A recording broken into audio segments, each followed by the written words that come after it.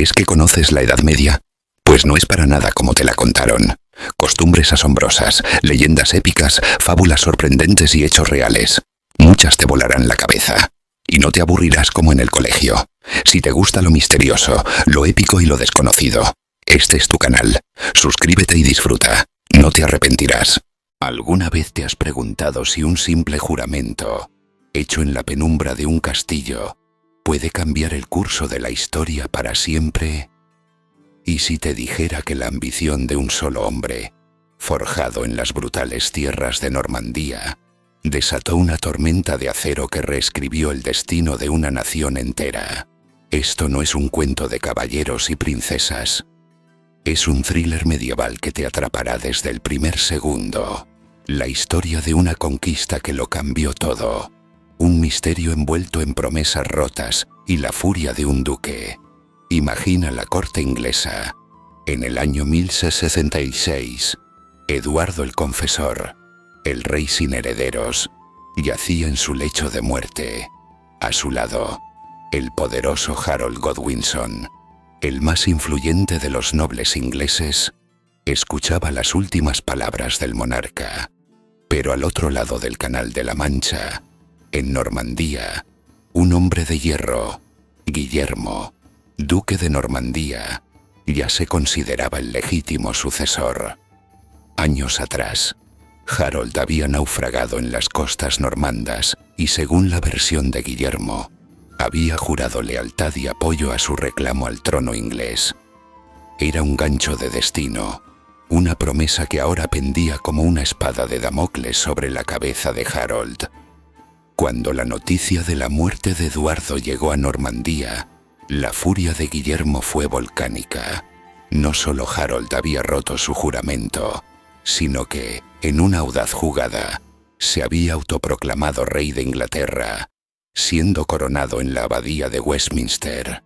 Para Guillermo, esto no era solo una traición personal, era una afrenta a su honor, a su linaje y a su derecho divino. La sospecha se convirtió en certeza. Harold era un usurpador, un traidor que había robado lo que por derecho le pertenecía. El ritmo de los acontecimientos se aceleraba. Cada noticia que cruzaba el canal avivaba las llamas de la determinación de Guillermo.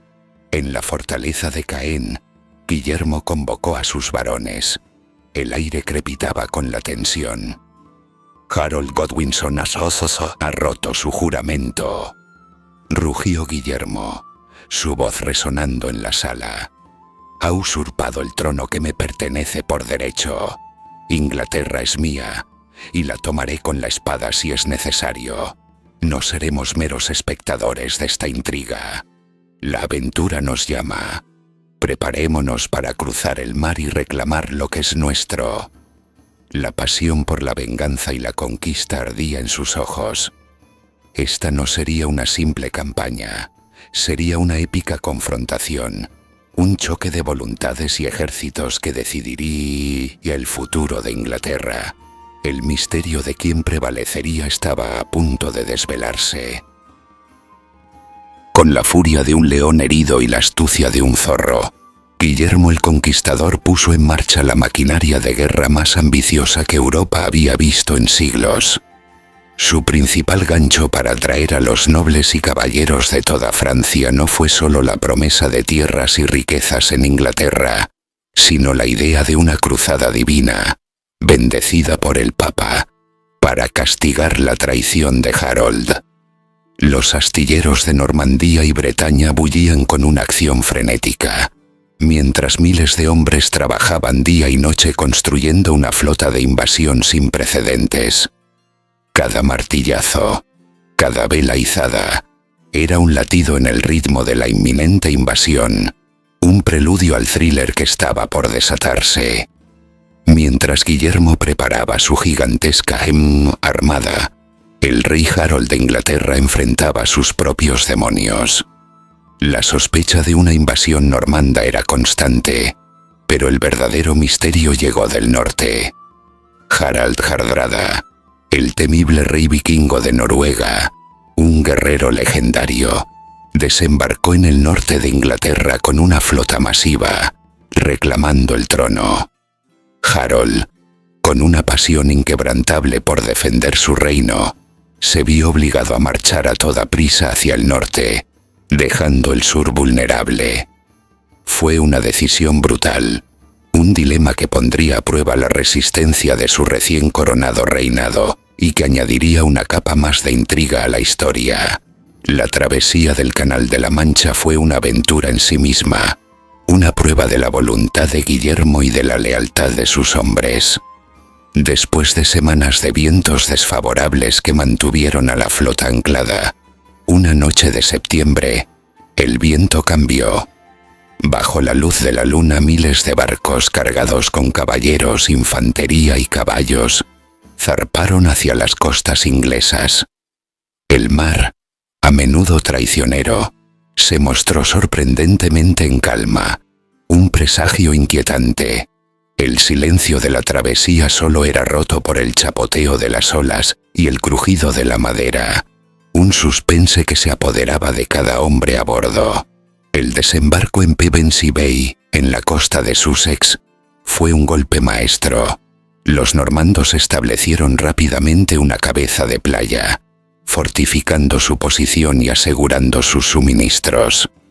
La noticia del desembarco llegó a Harold solo días después de su aplastante victoria sobre los vikingos en la batalla de Stamford Bridge, a cientos de kilómetros al norte. La épica de su victoria se vio ensombrecida por la inminente amenaza. Sin descanso, Harold y sus exhaustas tropas emprendieron una marcha forzada hacia el sur, una carrera contra el tiempo para enfrentar al invasor. El escenario estaba listo para la confrontación definitiva, un choque de titanes que decidiría el destino de Inglaterra. El 14 de octubre de 1066, el amanecer reveló dos ejércitos enfrentados en Senlac Hill, cerca de Hastings. En la cima de la colina, los sajones de Harold formaron su legendario muro de escudos, una barrera impenetrable de hombres apretados hombro con hombro, sus escudos entrelazados, sus hachas listas para el ataque. Era una formación formidable, el gancho defensivo que había resistido innumerables asaltos. Abajo, en la llanura, el ejército normando de Guillermo, una mezcla de caballería pesada, arqueros y lanceros, se preparaba para la carga.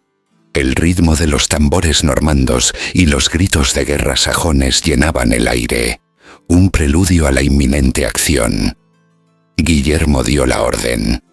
La caballería normanda, con sus estandartes ondeando al viento, se lanzó colina arriba con una pasión feroz, sus cascos resonando como un trueno.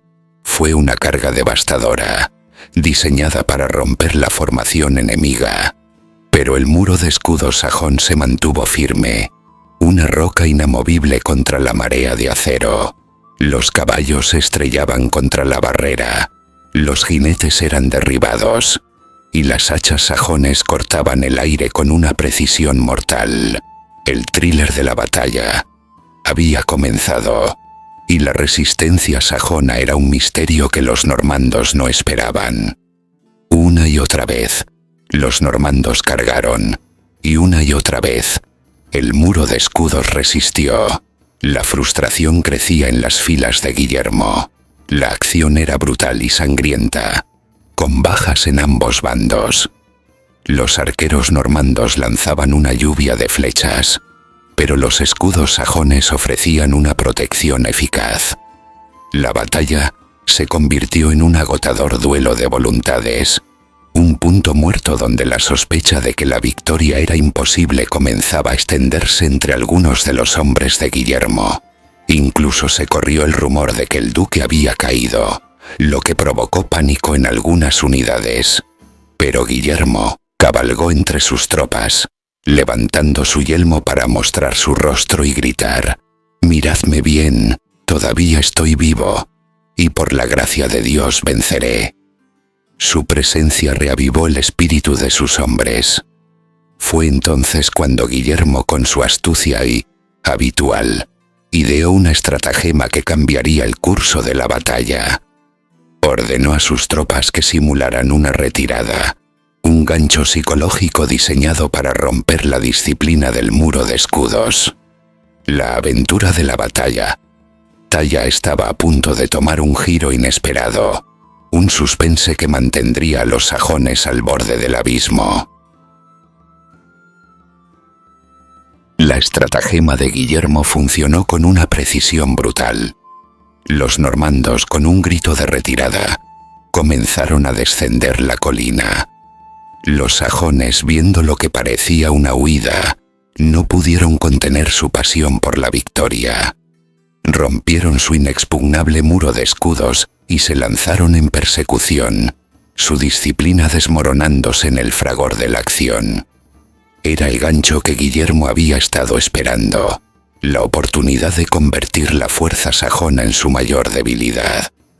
El ritmo de la batalla cambió drásticamente, pasando de un asedio estático a una persecución caótica. Pero la retirada normanda era una trampa, un misterio táctico que los sajones solo comprenderían cuando ya era demasiado tarde. Al llegar a la llanura, los normandos se giraron bruscamente, sus caballos cargando de nuevo contra los sajones desorganizados. La caballería pesada, que antes se había estrellado inútilmente contra el muro, ahora arrollaba límenes a la infantería sajona dispersa. El caos se apoderó de las filas inglesas. La sospecha se convirtió en terror mientras se daban cuenta de la magnitud del engaño. La aventura de la persecución se había transformado en una masacre. Harold, desde lo alto de la colina, observaba con horror cómo su ejército se desmoronaba. Desesperado intentó reagrupar a sus hombres, pero la marea normanda era imparable. La acción se volvió más brutal. Caballeros normandos se abrían paso a través de la resistencia sajona, buscando a los líderes. En el clímax de la batalla, una flecha, lanzada al azar o con una puntería divina, atravesó el ojo de Harold Godwinson. El rey de Inglaterra cayó, su muerte un golpe devastador para la moral sajona. El thriller de la batalla alcanzó su punto más dramático. Con la caída de su rey, la resistencia sajona se quebró definitivamente. Los supervivientes huyeron en desbandada, perseguidos por los victoriosos normandos. El campo de batalla de Senlac-Hill se cubrió de cuerpos y un testimonio silencioso de la épica confrontación que había tenido lugar. Guillermo el Conquistador, cubierto de polvo y sudor, se alzó victorioso. La promesa de una corona se había cumplido. Su marcha hacia Londres fue un paseo triunfal, y en el día de Navidad de 1066 fue coronado rey de Inglaterra en la abadía de Westminster, el mismo lugar donde Harold había sido coronado meses antes. La conquista había terminado, pero el misterio de cómo un duque normando había logrado tal hazaña perduraría en la historia, forjando un nuevo reino y un nuevo destino para Inglaterra. Y atención, nos gustaría crear una comunidad de amantes de la Edad Media, una comunidad activa y apasionada alrededor de estos temas. Nos interesa mucho conocer tu opinión y fomentar debates interesantes que nos hagan descubrir nuevas perspectivas. Déjanos tu comentario y tu like. Queremos saber qué piensas. Tu comentario es súper importante. Seguro que juntos podremos hacer de este espacio algo entretenido y divertido. Y si te interesaría ver algún tema en particular, déjanoslo en los comentarios. Este canal existe gracias a personas como tú. Si te gustó este viaje al pasado, suscríbete ahora. Es gratis, rápido, y tu clic nos ayuda mucho más de lo que imaginas. Con tu apoyo podremos seguir creando historias increíbles. No nos dejes desaparecer.